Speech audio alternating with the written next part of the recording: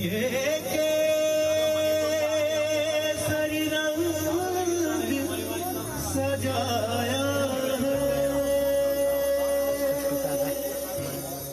मैं यहाँ आप लोगों के बीच में भारत पाकिस्तान सीमा पर चौकी पर एक रात रहने के लिए आया।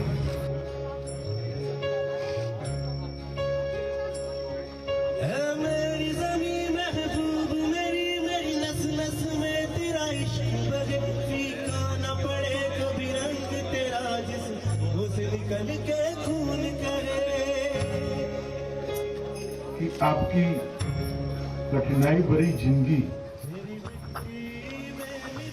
जो है उसको समझकर इसमें से कुछ कठिनाइयों को कैसे कम किया जा सकता है इसका। तेरी नदियों में बह जावा, तेरी फसलों में लहरावा,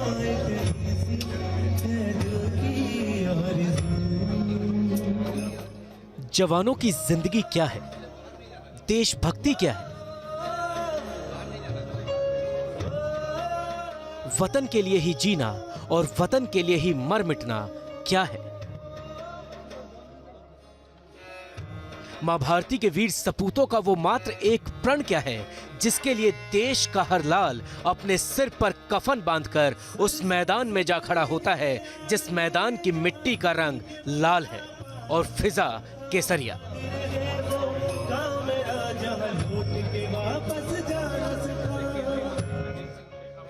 इसे ना समझना आसान है और ना ही समझाना, इसे तो सिर्फ महसूस किया जा सकता है, वो भी यहां पहुंचकर।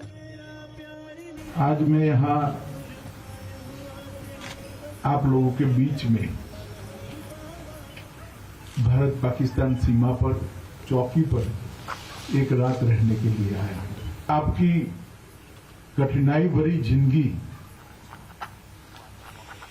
जो है उसको समझकर इसमें से कुछ कठिनाइयों को कैसे कम किया जा सकता है इसका।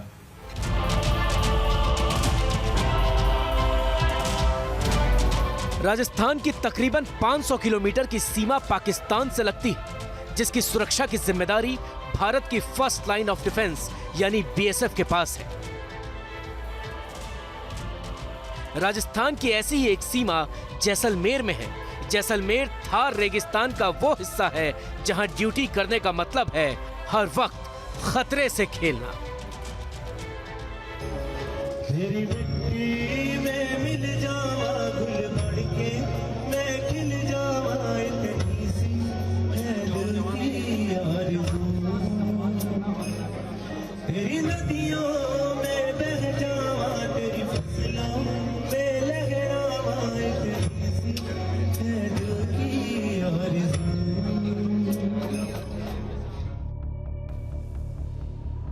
यहां पाकिस्तान जैसे दुश्मन का खतरा तो हर वक्त रहता ही है, साथ ही कुछ दुश्मन अदृश्य भी हैं। और इन्हीं कठिन परिस्थितियों को समझने रोहतास चौकी पर पहुंचे देश के गृह मंत्री अमित शाह। आज यहाँ पर ऐसी चौकी पर आया हूँ जिसका बहुत सुवर्णमय अक्षरों में भारत के सीमा की सुरक्षा में इतिहास में नाम लिखा है। पाकिस्तान के साथ जब भिड़ंत हुई तब सेना के साथ मिलकर बीएसएफ के जवानों ने वीरता का परिचय दिया। दरअसल बीएसएफ के 57वें रेजिंग डे कार्यक्रम के दौरान गृह मंत्री अमित शाह पहली बार भारत पाकिस्तान सीमा के पास जैसलमेर पहुंचे, सैनिक सम्मेलन में भाग लिया और बीएसएफ के जवानों से मुलाकात की।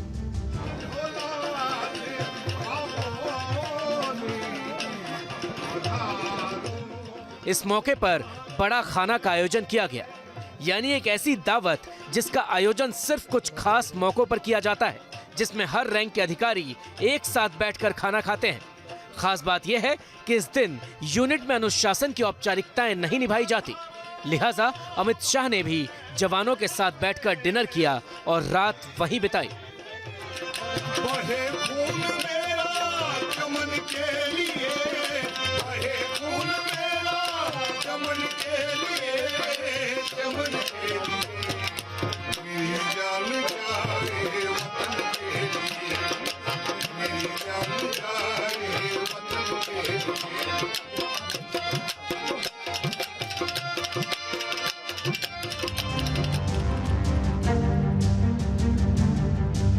रेगिस्तान की इस मिट्टी की खास बात यह है कि यहाँ देश की सुरक्षा की जिम्मेदारी का भार जितना जवानों के कंधों पर है, उतना ही महिला कमांडोज के कंधों पर भी। उनकी हिम्मत को ना तो तपती धूप पिघला सकती है और ना ही रेतीला तूफान उनके चट्टानी हौसले को पस्त कर सकता है। इस बात को अमित शाह बखूबी जानते हैं और वो ये भी जानते हैं कि हमारे जवानों की अगर कोई एकमात्र कमजोरी है तो वो है परिवार। यही वजह है कि इस कमजोरी को दूर करने के लिए मोदी सरकार ने जवानों को हेल्थ कार्ड की सौगात दी है, जिसके जरिए वो अपने परिवार का देश के किसी भी अस्पताल में मुफ्त में इलाज करा सकते हैं। सीएपीएफ आयुष्मान भारत का एक हिस्सा है।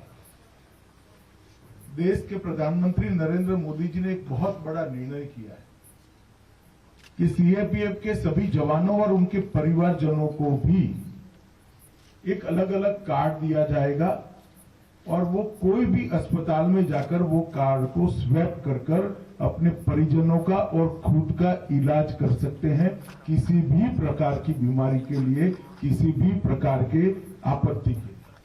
सरसों से भरे कल्याण मेरे जहां फूल के बंगड़ा पाना सका आबाद रहे वो गाँव मेरा जहां लौट के वापस जाना सका।